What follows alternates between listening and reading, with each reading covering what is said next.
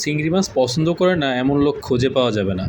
তবে একটা জিনিস মাথায় রাখা উচিত, এই চিংড়ি মাছটা আপনি যখন কাটবেন তখন অবশ্যই এর হাত পা তো কাটবেনই, সাথে উপর থেকে এখানের এই খোসাটা ছড়িয়ে এই জায়গাটা পরিষ্কার করে নেবেন, কারণ এখানে একটু ময়লা থাকে, বিশেষ করে পেটের কিছু অংশ এখানে থাকে।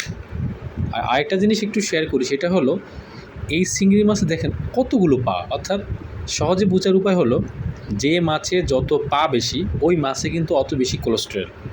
অর্থাৎ এই চিংড়ি মাছটা কিন্তু যাদের বিশেষ করে হার্টের প্রবলেম বা রক্তে চর্বির পরিমাণ বেশি, তারা আসলে এটা অবশ্যই অ্যাভয়েড করবেন, কারণ এটা আপনি যত খাবেন আপনার কোলেস্টেরলের মাত্রা তত বেশি বাড়বে।